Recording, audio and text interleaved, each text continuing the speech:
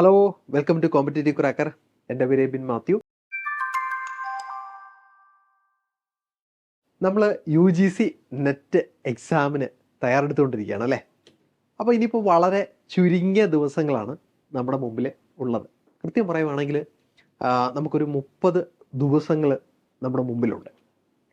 അപ്പോൾ ഈ ദിവസങ്ങൾ കൊണ്ട് നമുക്ക് എങ്ങനെ UGC നെറ്റ് എക്സാം ക്രാക്ക് ചെയ്യാമെന്ന് എല്ലാവരുടെ മനസ്സിലൊരു ചോദ്യം ഉണ്ടാവും അല്ലേ.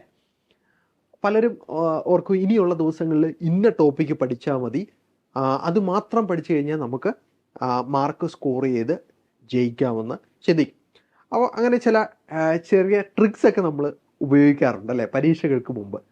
എന്നാൽ നമ്മുടെ ട്രിക്സ് അല്ലെങ്കിൽ നമ്മുടെ സ്ട്രാറ്റജികൾ കൃത്യമല്ല എങ്കിൽ നമ്മുടെ ലക്ഷ്യം തെറ്റിപ്പോവും, അല്ലെങ്കിൽ നമുക്ക് ആ ലക്ഷ്യത്തിൽ എത്താൻ പറ്റാതെ വരും. അങ്ങനെ തീർച്ചയായിട്ടും നിങ്ങൾ ഈ 30 ദിവസങ്ങൾ കൊണ്ട് UGC നെറ്റ് ക്രാക്ക് ചെയ്യാനായിട്ട് ആഗ്രഹിക്കുന്നുണ്ടെങ്കിൽ ഈ ലാസ്റ്റ് ഡേയ്സിലുള്ള പ്രിപ്പറേഷന് വേണ്ടിയിട്ടുള്ള ഏറ്റവും നല്ലൊരു സ്ട്രാറ്റജിയാണ് ഇന്ന് ഞാൻ നിങ്ങളോട് പറയാനായിട്ട് പോകുന്നത്. തീർച്ചയായിട്ടും നിങ്ങളെല്ലാവരും നിങ്ങൾ ഇത് ഫോളോ ചെയ്യുന്ന കാര്യം മറക്കരുത്. അപ്പോൾ നമുക്ക് സമയം കളയണ്ട അല്ലേ, നമുക്ക് ടോപ്പിക്കിലേക്ക് വരാം. ഓക്കെ, അപ്പോൾ last days preparation for UGC net exam എന്താണ് നോക്കാം. ഈ ലാസ്റ്റ് ഡേയ്സിൽ നമ്മൾ പ്രധാനമായിട്ടും ഫോക്കസ് ചെയ്ത് പഠിക്കേണ്ടത് നമ്മുടെ ജനറൽ പേപ്പറാണ്. ഒന്നുകൂടെ അടിപൊളിയായിട്ട് പറയുകയാണ്, ലാസ്റ്റ് ഡേയ്സിൽ നമ്മൾ ഏറ്റവും ഫോക്കസ് ചെയ്ത് പഠിക്കേണ്ടത് ജനറൽ പേപ്പറാണ്. എന്തുകൊണ്ടാണ് എന്നുള്ള ചോദ്യം ഇപ്പോൾ എല്ലാവരുടെയും മനസ്സിൽ വന്നു അല്ലേ. കാരണം 2 കാരണങ്ങളുണ്ട്. ഒന്ന്, നമ്മുടെ സബ്ജക്റ്റ് നമ്മൾ നന്നായിട്ട് പഠിക്കുന്നവരാണ്, നമ്മൾ പഠിച്ചിട്ടുമുണ്ട്. അപ്പോൾ അത് നമുക്കൊന്ന് ചില മോഡിഫിക്കേഷൻസ് ഒന്നുകൂടെ ഒന്ന് ബ്രഷപ്പ് ചെയ്തെടുക്കേണ്ട കാര്യങ്ങളേ ഉള്ളൂ. എന്നാൽ ജനറൽ പേപ്പറിൻ്റെ കാര്യത്തിലേക്ക് വരുമ്പോഴത്തേക്കും ജനറൽ പേപ്പറിൽ നമ്മൾ വ്യത്യസ്തമായിട്ടുള്ള 10 ടോപ്പിക്കുകൾ നമ്മൾ കൈകാര്യം ചെയ്യുന്നുണ്ട് അല്ലേ. പലപ്പോഴും പല ടോപ്പിക്കുകളും നമ്മൾ ആദ്യമായിട്ട് കടന്നു പോകുന്ന ഭാഗങ്ങളാണ്. അതുകൊണ്ട് തന്നെ ഇനിയുള്ള ദിവസങ്ങളിൽ നമ്മൾ ഈ ടോപ്പിക്കുകൾ കൃത്യമായിട്ട് സമയബന്ധിതമായിട്ട് പഠിച്ചു തീർക്കണം. അത് നമ്മളെ നല്ല ഒരു മാർക്കിലേക്ക്, നല്ലൊരു സ്കോറിലേക്ക് നമ്മളെ എത്തിക്കും എന്നുള്ള കാര്യത്തിൽ യാതൊരു തർക്കവുമില്ല. ഞാൻ വെറുതെ പറയുന്നതല്ല, നമ്മുടെ കഴിഞ്ഞ മുൻ വർഷങ്ങളിലെ നമ്മുടെ എക്സ്പീരിയൻസ്, നമ്മുടെ കുട്ടികൾ പരീക്ഷയ്ക്ക് തയ്യാറെടുത്തതിൻ്റെ ആ ഒരു എക്സ്പീരിയൻസിലും കൂടെയാണ് ഞാൻ ഈ കാര്യം നിങ്ങളെ പ്രധാനമായിട്ടും ഓർപ്പിക്കുന്നത്. ഓക്കെ, അപ്പോൾ നമ്മൾ ഫസ്റ്റ് പേപ്പറിൽ ഫോക്കസ് ചെയ്യുമ്പം അത് എങ്ങനെ ഈ ദിവസങ്ങൾ കൊണ്ട് 30 ദിവസം കൊണ്ട് നമുക്ക് പഠിക്കാം അല്ലേ, അതൊരു ചോദ്യമാണ്. അപ്പോൾ അതെങ്ങനെയാണ് എന്നുള്ളതാണ് നമ്മൾ ഒന്ന് ഡിസ്കസ് ചെയ്യാനായിട്ട് പോകുന്നത്. നോക്കിയേ, നമ്മളത് ആദ്യം പഠിക്കേണ്ടതിൻ്റെ ഒരു കാര്യം കൂടെ ഒന്ന് മനസ്സിലാക്കിയിരിക്കുക. ഒന്ന്, നമുക്ക് കാൻഡിഡേറ്റ്സ് വളരെ കൂടുതലാണ് അല്ലേ. ഓരോ വർഷവും കാൻഡിഡേറ്റ്സ് വളരെയധികം ഉണ്ട്. ഏകദേശം 10 ലക്ഷത്തോളം കാൻഡിഡേറ്റ്സ് അപ്ലൈ ചെയ്യുന്നുണ്ട്. 9 ലക്ഷത്തിലധികം കുട്ടികൾ കൃത്യമായിട്ട് തന്നെ പരീക്ഷ അറ്റൻഡ് ചെയ്യുന്നുമുണ്ട്. കാൻഡിഡേറ്റ്സിൻ്റെ എണ്ണം കൂടുതലാണ്. കൂടാതെ ഓരോ വർഷം വരുമ്പോഴത്തേക്കും നമുക്ക് ഹൈ കട്ട് ഓഫ് ആണുള്ളത്. അപ്പോൾ ഈ ഹൈ കട്ട് ഓഫ് എന്ന് പറയുമ്പോഴത്തേക്കും നമ്മുടെ സബ്ജക്റ്റ് പേപ്പറിൽ എല്ലാവരും നന്നായിട്ട് പഠിച്ച് പരീക്ഷ എഴുതുന്നതുകൊണ്ട് സബ്ജക്റ്റ് പേപ്പറിൽ നല്ല കട്ട് ഓഫ് വരും.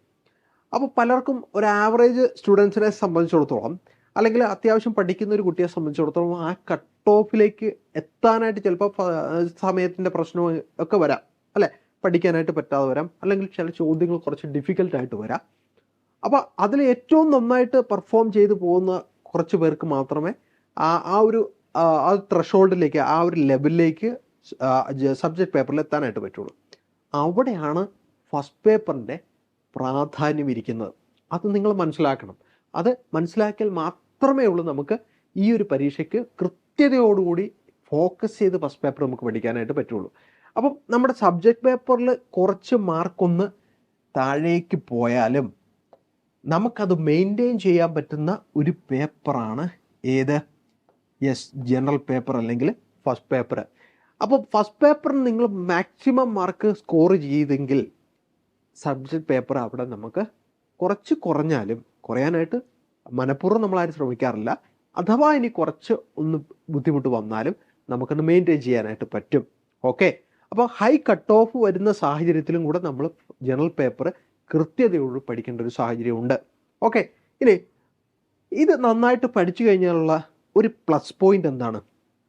Higher chances of getting JRF, junior research fellowship എന്ന് പറയുന്ന നമ്മുടെ സ്വപ്ന സാക്ഷാത്കാരത്തിലേക്ക് വരണമെങ്കിൽ ഉറപ്പായിട്ടും നമ്മൾ എന്ത് പഠിച്ചിരിക്കണം? നന്നായിട്ട് ജനറൽ പേപ്പർ നന്നായിട്ട് പഠിച്ചിരിക്കണം. Okay, yes. അപ്പോൾ ഈ കാര്യങ്ങൾ കൃത്യതയോടുകൂടി നമ്മൾ മനസ്സിലാക്കുക. നമ്മൾ നമ്മുടെ പഠനം, പ്രത്യേകിച്ച് നമ്മുടെ ജനറൽ പേപ്പറിൻ്റെ പഠനം ഏറ്റവും നന്നായിട്ട് തുടങ്ങുക. ഓക്കെ, അപ്പം ഈ ഹൗസ് ടു സ്റ്റഡി പേപ്പർ 1 അല്ലെങ്കിൽ എങ്ങനെ ജനറൽ പേപ്പർ നമ്മൾ പഠിക്കണം, ഇനിയുള്ള ദിവസങ്ങളിൽ എങ്ങനെ നമ്മൾ ജനറൽ പേപ്പറിന് വേണ്ടി തയ്യാറെടുക്കണം, അല്ലേ? നമുക്കതിനു വേണ്ടി കുറുക്കുവഴികൾ പലതുമുണ്ട്. പക്ഷേ നമ്മുടെ വഴികൾ നമ്മളെ ലക്ഷ്യത്തിൽ എത്തിക്കുന്നതാണെങ്കിൽ അത് നല്ലതാണ്. അപ്പോൾ അങ്ങനെ ഒരു വഴിയെ പറ്റിയാണ് നമ്മൾ ചിന്തിക്കുന്നത്. നോക്കിയേ, വാട്ട് നോട്ട് ടു സ്റ്റഡി. അപ്പോൾ നമുക്ക് ഒരുപാട് ടോപ്പിക്കുകളുണ്ട് നമ്മുടെ സിലബസിൽ, അല്ലേ?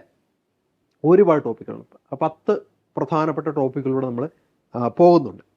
എന്നാൽ എല്ലാ ടോപ്പിക്കുകളും പഠിച്ചിട്ട് ആരും പരീക്ഷ എഴുതി ജയിച്ചിട്ടില്ല, ഇനി ജയിക്കാനും പോകുന്നില്ല.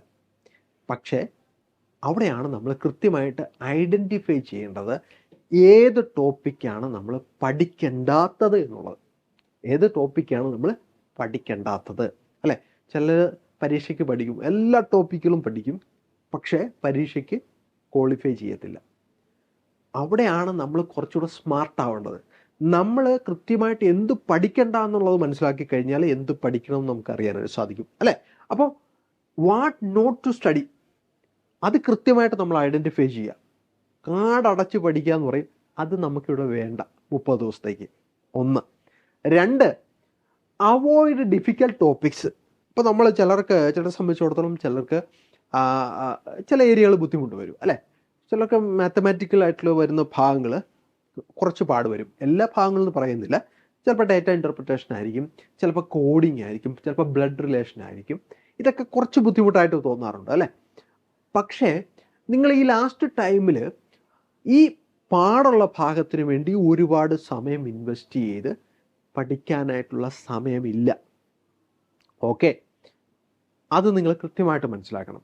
അവിടെ നമ്മൾ ചെയ്യേണ്ടത് നമ്മുടെ സ്ട്രോങ് പോയിൻറ്റ്സ് എവിടെയാണെന്ന് മനസ്സിലാക്കി അതിൽ കൂടുതൽ സമയം നമ്മൾ ഇൻവെസ്റ്റ് ചെയ്യുക, അല്ലെങ്കിൽ അതിന് കൂടുതൽ സമയം നമ്മൾ പഠിക്കാനായിട്ട് കണ്ടെത്തുക എന്നുള്ളതാണ് വളരെ പ്രധാനപ്പെട്ട മറ്റൊരു കാര്യം. ഓക്കെ, അപ്പം നമ്മുടെ ഡിഫിക്കൽട്ടായിട്ടുള്ള ടോപ്പിക്സ് ഇനിയും പഠിച്ച് ഒരുപാട് സമയം കളയുന്നില്ല. നമ്മുടെ സ്ട്രോങ് പോയിൻറ്റ്സ് കണ്ടെത്തി അതിനെ വീണ്ടും ഒന്നുകൂടെ ഒന്ന് മിനുക്കി തയ്യാറാക്കുക. അത് നിങ്ങൾക്ക് ഒരുപാട് ഗുണം ചെയ്യും. അടുത്തത്, നമ്മൾ പഠിക്കുന്ന കാര്യങ്ങൾ നമ്മൾ ഒരു കാരണവശാലും വെറുതെ പഠിച്ചു എന്നുള്ള ഒരു ബോധ്യത്തിൽ വെറുതെ വിട്ടുകളയില്ല. അവിടെ നമ്മളെ സഹായിക്കുന്ന ഒരു കാര്യമാണ് നമ്മൾ ചെറിയ നോട്ടുകൾ തയ്യാറാക്കണം, അല്ലേ? ഒരു 10 പേജുള്ള നോട്ട് കിട്ടിക്കഴിഞ്ഞാൽ നമുക്ക് ഒരു 10 സെൻറ്റൻസിലേക്ക് ഒതുക്കാനായിട്ട് പറ്റണം. അങ്ങനെ നമ്മുടെ പഠനത്തെ നമ്മൾ കുറച്ചുകൂടെ സിസ്റ്റമാറ്റിക്കാണ്, കുറച്ചുകൂടെ സ്മാർട്ടാക്കണം, അല്ലേ? ഓക്കെ, ചിലപ്പം നമുക്ക് അങ്ങനെയൊക്കെ എഴുതുമ്പോഴായിരിക്കും ചില കോഡുകളൊക്കെ നമുക്ക് കിട്ടുന്നത്. അങ്ങനെയാണ് ഈ കോഡുകൾ ഉണ്ടാകുന്നത്, കേട്ടോ.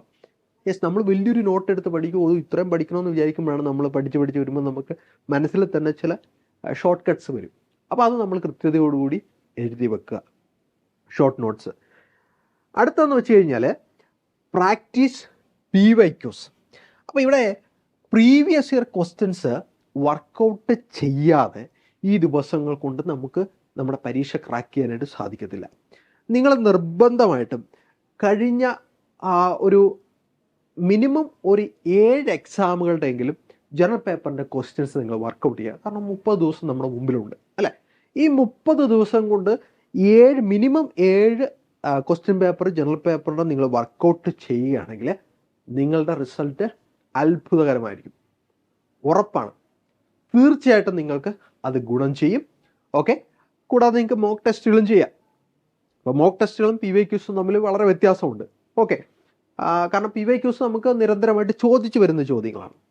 എന്നാൽ മോക്ക് ടെസ്റ്റുകൾ എന്ന് പറയുമ്പോൾ നമുക്കൊരു എക്സ്പെർട്ടായിട്ടുള്ളൊരു ഒപ്പീനിയനാണ് ഇനി അടുത്തത് ഏത് വരാമെന്നുള്ളത്.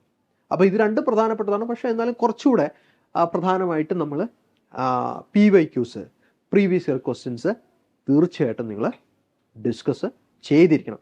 അപ്പോൾ ഈ പറഞ്ഞ കാര്യങ്ങളൊക്കെ നിങ്ങൾ കൃത്യതയോടുകൂടി ഫോളോ ചെയ്യുകയാണെങ്കിൽ ഉറപ്പായിട്ടും ഇത്തവണ നിങ്ങൾക്ക് UGC നെറ്റ് എക്സാമിൻ്റെ ജനറൽ പേപ്പർ ഏറ്റവും നന്നായിട്ട് ക്വാളിഫൈ ചെയ്യാനായിട്ട് സാധിക്കും.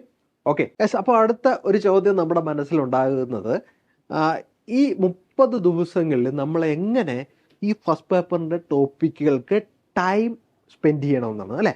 അപ്പോൾ നമ്മൾ സമയത്തെ സംബന്ധിച്ച് നമ്മൾ പറയുകയാണെങ്കിൽ നമ്മളെല്ലാവരും പറയാറുണ്ട് സമയം കിട്ടാറില്ല. പക്ഷേ യഥാർത്ഥത്തിൽ നോക്കുകയാണെങ്കിൽ നമുക്ക് സമയമുണ്ട്.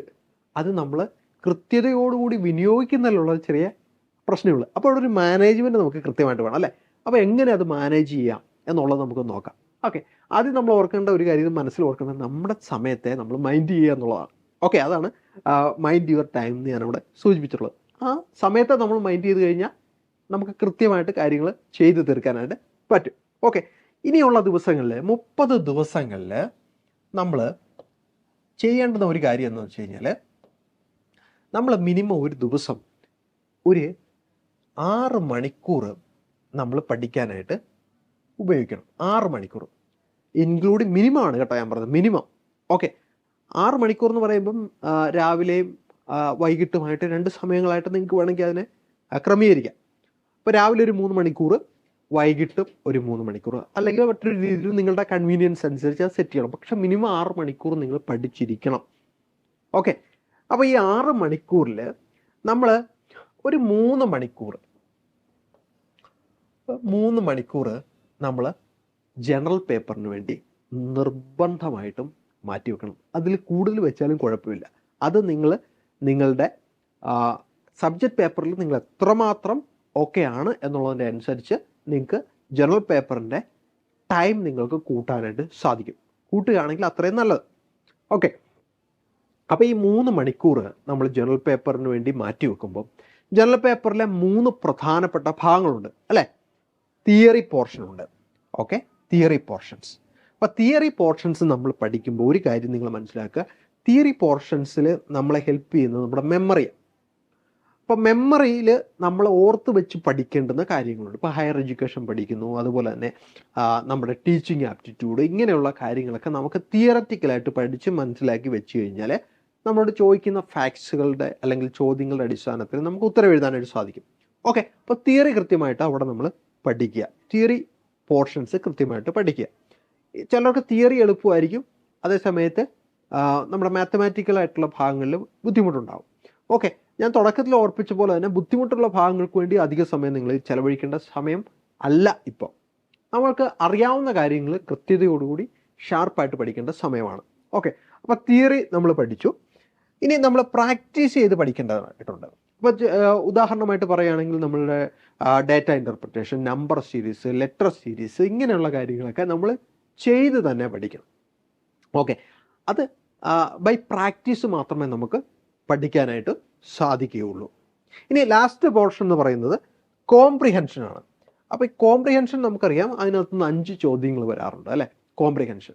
അപ്പോൾ ഇത് നമ്മൾ പഠിക്കണമെങ്കിൽ നമ്മൾ ചെയ്യേണ്ടുന്ന ഒരു കാര്യം എന്ന് വെച്ച് കഴിഞ്ഞാൽ, നമ്മൾ നല്ല ഏതെങ്കിലും പത്രങ്ങളോ ഇംഗ്ലീഷ് ന്യൂസ് പേപ്പർ, അല്ലെങ്കിൽ നമ്മുടെ മൊബൈലിലാണെങ്കിൽ നല്ല ആർട്ടിക്കിൾസ്, ലേറ്റസ്റ്റ് ആയിട്ടുള്ള ആർട്ടിക്കിൾസ് ഒക്കെ ഒന്ന് വായിക്കുക. ഒരു 10, 100, 150 വേർഡ്സ് ഉള്ള ആർട്ടിക്കിൾസ് കൃത്യമായിട്ട് വായിക്കുക. എന്നിട്ട് അതിനകത്തെ പ്രധാനപ്പെട്ട കണ്ടൻറ്റുകളൊന്ന് നോട്ട് ചെയ്ത് പേന വെച്ചൊക്കെ ഒന്ന് നോട്ട് ചെയ്യുക. അങ്ങനെ നമ്മൾ ഡെയിലി നിങ്ങൾ ഇനിയുള്ള ദിവസം ഒരു ആർട്ടിക്കിൾ വായിക്കുക, അതിനകത്തെ കണ്ടൻറ്റ് മാർക്ക് ചെയ്യുക. അത് തീർച്ചയായിട്ടും നിങ്ങളുടെ പരീക്ഷയ്ക്ക് ഉപകാരപ്പെടും.